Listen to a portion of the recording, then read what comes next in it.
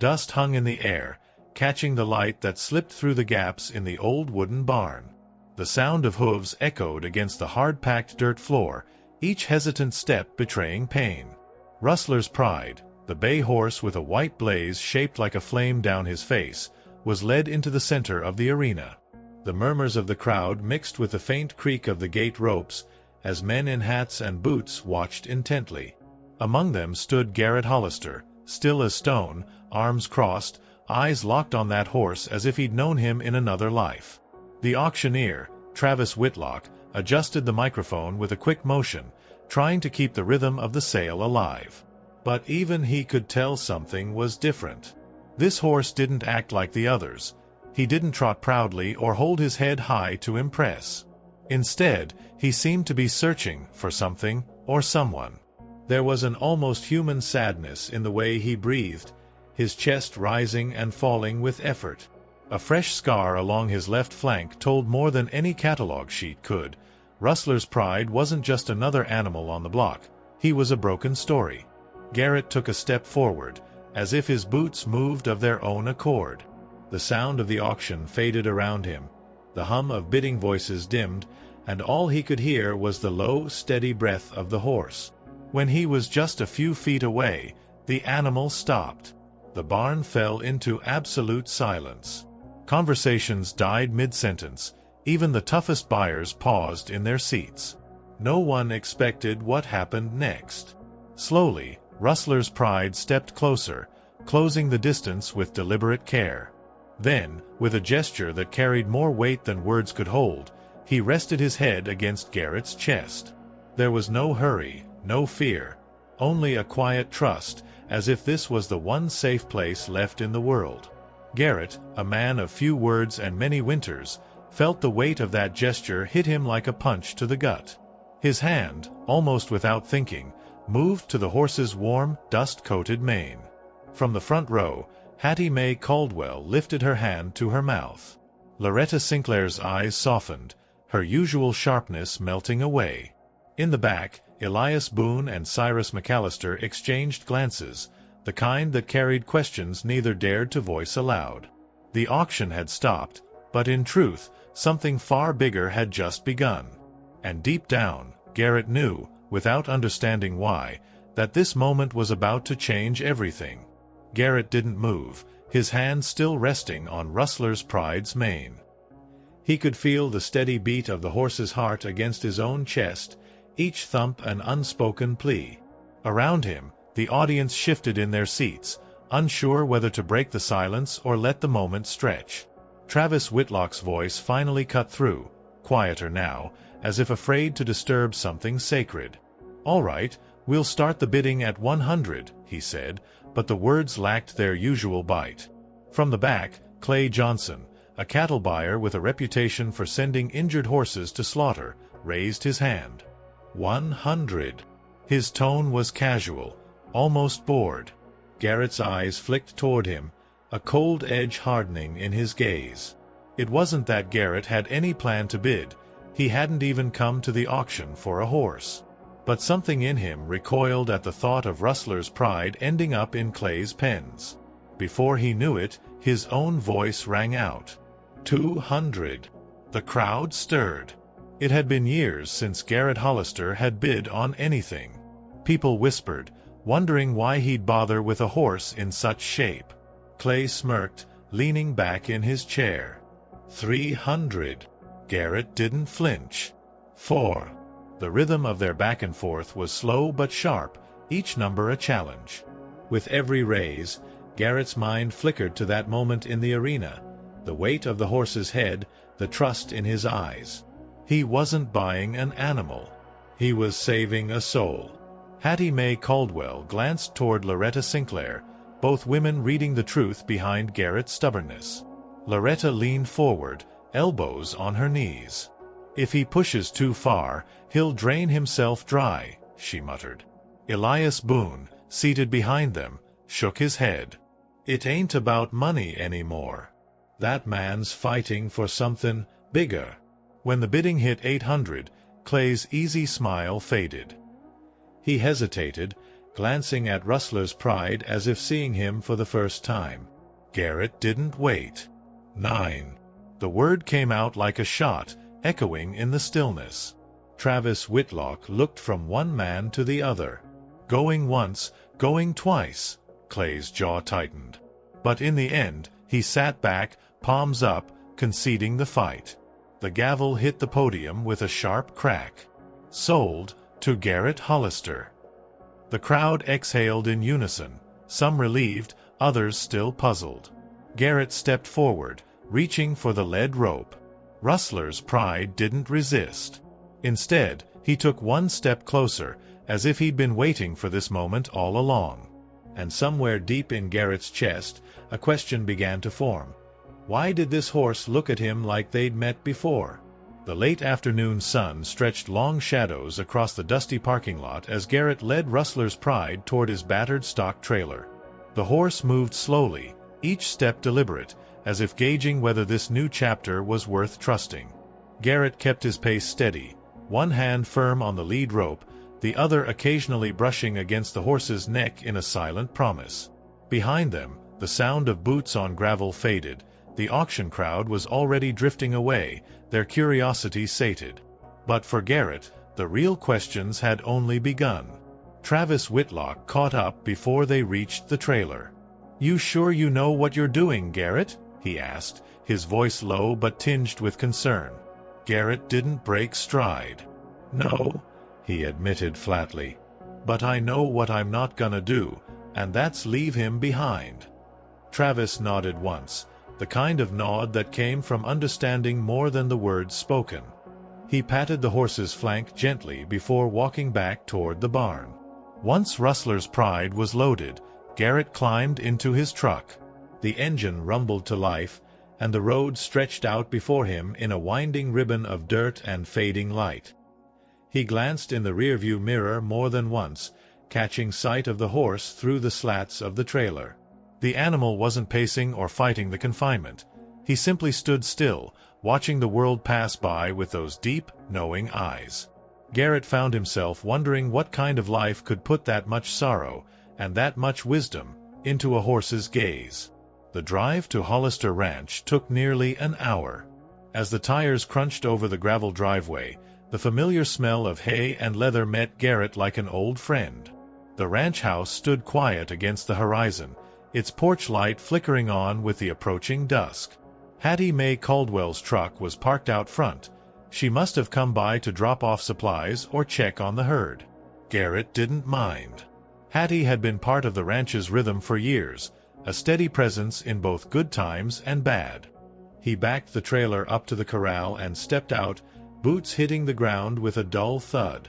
Opening the gate, he waited. Rustler's pride didn't rush forward. Instead, he stepped down slowly, pausing to take in the open space. The fading sun caught the white blaze on his face, making it glow like a brand of destiny. Garrett couldn't shake the feeling that this wasn't the first time the horse had walked these grounds, and that thought sent a shiver crawling up his spine. From the porch, Hattie Mae called out, her voice carrying across the yard. "Garrett, you better come inside. There's something you need to see." Garrett wiped his boots on the porch mat before stepping inside, the scent of coffee and wood smoke wrapping around him. Hattie Mae stood in the kitchen, her hands planted firmly on the table. In front of her lay a weathered photograph, the edges curled and faded from years of being kept, or hidden. She didn't speak at first, just watched him remove his hat and hang it on the wall hook like he always did. "I was cleaning out that old trunk in the barn," she said finally, her voice steady but low. "Found this." She pushed the photograph toward him. Garrett's brow furrowed as he picked it up. The image was sun-bleached, but clear enough to make out a younger version of himself, maybe 20 years ago, standing beside a bay horse with a white blaze.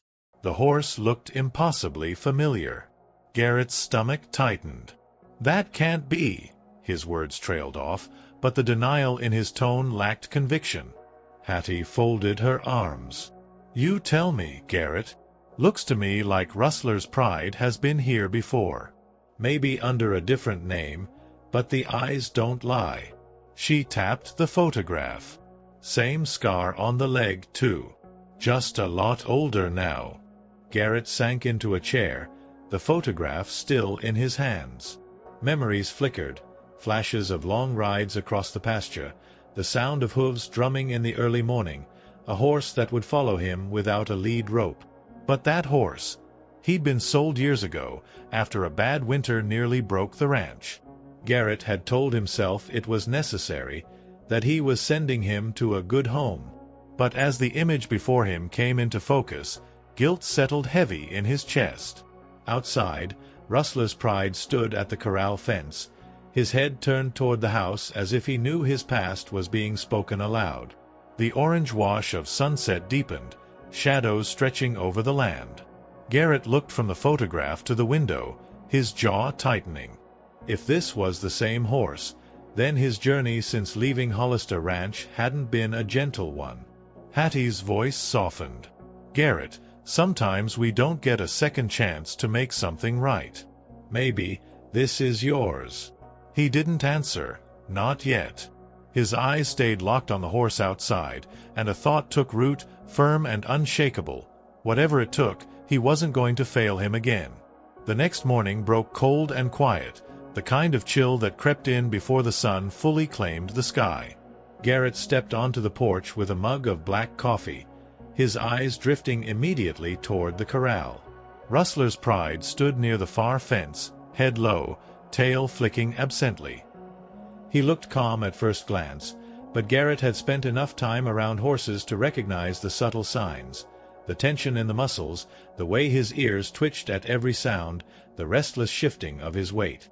Garrett walked out slowly, boots crunching on the frosted ground. "Easy, boy," he murmured, his voice deep and steady. The horse's head lifted at the sound, but his eyes weren't soft. They were guarded, measuring. When Garrett reached the fence, Rustler's Pride took a step back. It wasn't fear exactly. It was caution, like an animal that had learned not everyone's touch was safe. Hattie Mae came up behind him, a flake of hay in her arms. "He's been through something ugly, Garrett. You can see it in the way he watches the world." She tossed the hay into the corral, but the horse didn't rush over. Instead, he waited until both of them stepped back before moving in to eat. Garrett leaned on the fence, studying him. Whatever it was, it stuck with him. That afternoon, Garrett saddled his older gelding, Scout, and led Rustler's Pride alongside on a lead rope. He wanted the new horse to get used to the trails again, to smell the open grass and hear the wind without panic. At first, things went well. Pride kept pace, his ears flicking toward every rustle of brush but his steps steady. But halfway down the trail, the sharp crack of a rifle echoed from somewhere across the valley. In an instant, Rustler's Pride exploded. His front hooves struck the air, his body twisting violently as the lead rope burned against Garrett's glove. The horse's eyes were wild, nostrils flared, muscles bunched like coiled wire. Garrett's voice cut through the chaos. "Whoa! Easy." But it took a long, tense minute before the horse's breathing slowed. Scout danced nervously beside them, sensing the tension. When it was over, Pride stood trembling, sweat darkening his coat despite the cold. Garrett stroked his neck, feeling the rapid pulse beneath the skin. "Somebody hurt you bad, didn't they?" he said quietly, more to himself than to the horse. And for the first time, Garrett began to wonder if saving Rustler's Pride might mean digging into a past that someone out there would rather keep buried.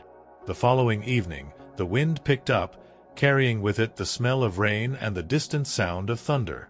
Garrett was in the barn, oiling an old saddle, when Scout let out a sharp whinny from the pasture.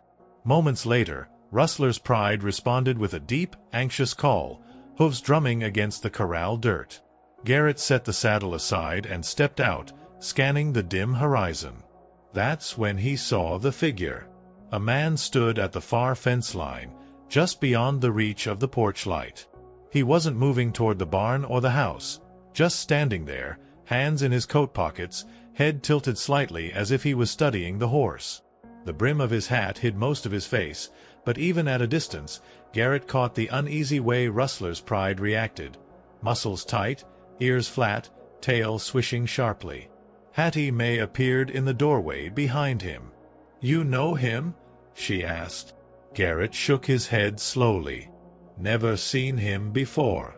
By the time Garrett stepped off the porch and closed the distance to the fence, the stranger turned away, walking along the property line until the darkness swallowed him whole. No words, no confrontation, just a silent presence that lingered like a shadow. Back in the barn, Garrett brushed Rustler's pride, feeling the horse's skin twitch under his hand. "He's no friend of yours, is he?" Garrett murmured.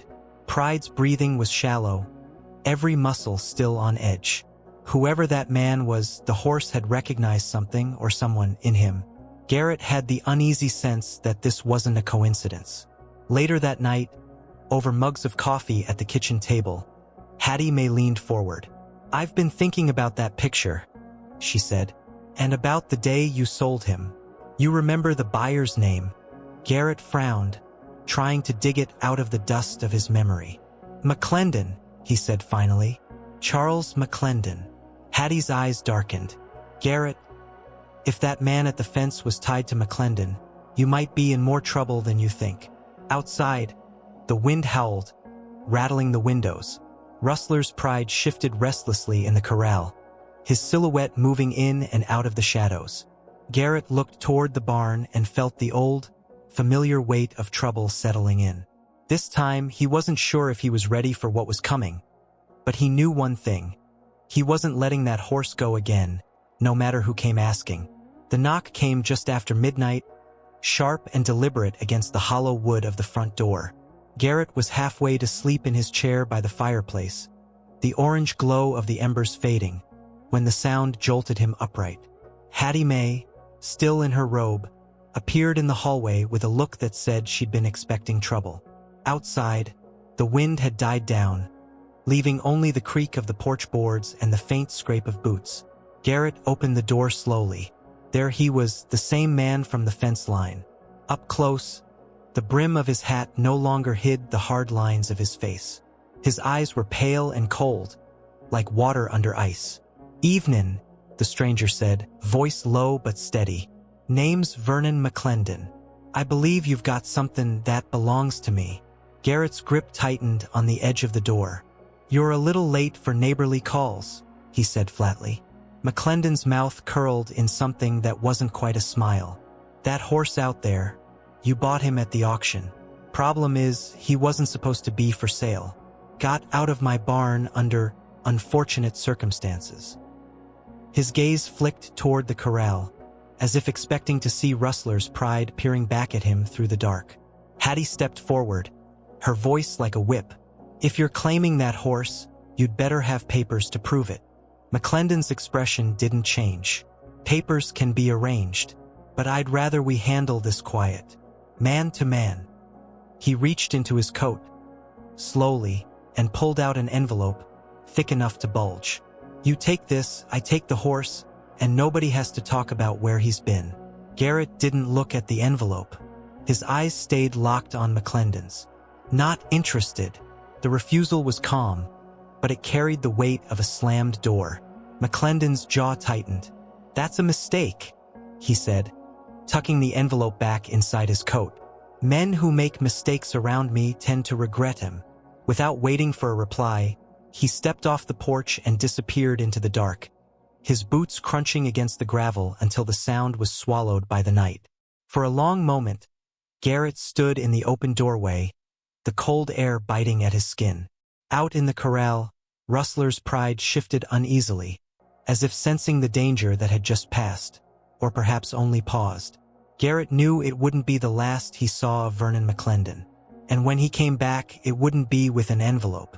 The storm broke just after sundown, rain hammering the tin roof of the barn and turning the dirt drive into a slick ribbon of mud. Garrett was in the tack room, checking the latches on the feed bins, when Scout's frantic neigh cut through the roar of the rain. A half-second later, Rustler's pride answered with a sharp, terrified scream that made Garrett's blood run cold. He grabbed his coat and ran into the main aisle of the barn. Through the sheets of rain, he saw a shadow moving near the corral gate. A man wrestling with the chain that held it closed. Lightning flashed, and there was no mistaking the shape of Vernon McClendon. In one hand, he held a length of rope. In the other, a metal rod that gleamed wet in the storm. "Hey!" Garrett's voice cracked across the downpour like a rifle shot. McClendon turned, his face lit briefly by another flash of lightning. "Should have taken the envelope," he shouted back, his words nearly swallowed by the storm. Rustler's pride spun in the corral, hooves churning the mud. His panic so fierce that Garrett could feel it in his own chest. Garrett vaulted the fence, landing hard in the slippery muck. The chain clattered as McClendon yanked it free, but Garrett was on him before the gate swung wide. The two men slammed into the fence post, the impact jarring through Garrett's shoulders. McClendon shoved him back, swinging the metal rod, but Garrett ducked, catching the man's arm and twisting until the rod fell into the mud. Rain stung their faces, both men breathing hard, the air thick with the smell of wet earth and adrenaline. Hattie Mae's voice carried from the porch. "Sheriff's on his way, Garrett," she yelled, the beam of a flashlight slicing through the rain. McClendon hesitated, just for a moment, and Garrett used it, driving him back toward the gate. Rustler's pride pressed himself into the far corner of the corral, his eyes wide, his entire body trembling. With a final shove, Garrett forced McClendon out and slammed the gate, looping the chain tight. McClendon stood on the other side, rain running in rivulets down his face. "This ain't over," he said, his voice low and certain, before turning and disappearing into the storm. Garrett stayed at the gate, chest heaving, watching until the darkness swallowed him completely. And in the silence that followed, broken only by the rain, Garrett realized something. The fight for Rustler's pride had only just begun, and next time, McClendon wouldn't come alone. The flashing red and blue lights cut through the curtain of rain, painting the barn walls in restless color. Sheriff Bill Carter stepped out of his cruiser, pulling his hat low against the downpour. Garrett met him halfway up the drive, the mud sucking at his boots. "He was here, Bill," Garrett said, voice tight. "McClendon tried to take the horse." Bill glanced toward the corral, where Rustler's pride stood under the shelter, still trembling but watching the men closely. "You're sure it was Vernon?" the sheriff asked, his tone more measured than Garrett expected. Garrett's jaw tightened. "I'm sure. I saw his face. He had a rope, a rod. He wasn't here to talk." Bill let out a slow breath, his eyes narrowing. "You should know. McClendon's got friends in places that make it hard to pin anything on him. Family money."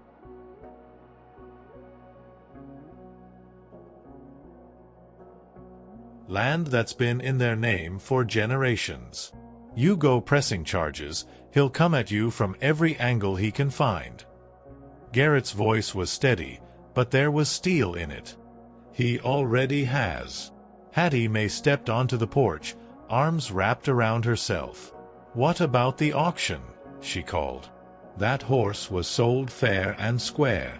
Bill nodded, but his expression didn't soften. "On paper, sure. But if McClendon claims he was stolen before the auction, well, then you're both in for a mess. And believe me, Vernon knows how to twist a story." Lightning flared again, throwing Garrett's shadow long against the mud. He thought of the photograph on Hattie's table, of the scar on Rustler's pride's flank, of the way the horse had pressed his head into his chest that first day. "I'm not giving him up, Bill. Not for McClendon, not for anyone." The sheriff studied him for a long moment before speaking. "Then you'd better be ready. Because this won't stop until one of you wins. And Vernon McClendon doesn't take losing kindly." With that, Bill tipped his hat and walked back to his cruiser, the wail of the radio cutting through the night as he drove off. Garrett turned back toward the barn, the rain finally easing into a cold mist. In the corral, Rustler's pride met his eyes, the kind of look that felt less like animal instinct and more like understanding. Garrett knew the line had been drawn, and come morning, it would be time to decide just how far he was willing to go to protect him. Chapter 10. The Last Stand at Hollister Ranch. The morning broke gray and heavy, the kind of sky that promised trouble before the day was done. Garrett was in the barn early, brushing Rustler's pride in the quiet warmth of the stalls. He could feel the tension in the horse's muscles, a low current running under the surface. Both of them knew, in their own way, that the fight wasn't over. It came just after noon, the low growl of engines on the drive, tires grinding against gravel. Garrett stepped out into the yard to see two trucks pulling up, one of them driven by Vernon McClendon. Two men climbed out of the other truck, broad-shouldered and silent, their eyes scanning the property like they already owned it. McClendon stepped forward, a slick smile on his face. "Last chance, Hollister. Hand over the horse, and I walk away." Garrett's answer was simple. No, his voice was flat, without hesitation. McClendon's smile faded. "Then we do this my way." He nodded to the two men, who started toward the barn. Garrett moved to block them, his hands curling into fists. "You'll have to go through me." The air between them was thick, the silence broken only by the restless shifting of the horses inside. From the house, Hattie Mae's voice rang out. "Sheriff's on his way," she called, holding a cordless phone high. McClendon froze mid-step, calculating. He could push now, risk a public arrest, or retreat and look for another opening. For a long moment, no one moved. Then he spit into the dirt and backed toward his truck. "This isn't over," he said, his voice low and cold. "But when it ends, it'll end my way." Garrett stood his ground until both trucks rolled down the drive and out of sight. Only then did he exhale, his shoulders loosening. He turned back to the barn, where Rustler's pride stood in the open stall, ears pricked toward him. Garrett stepped inside, resting a hand against the horse's neck.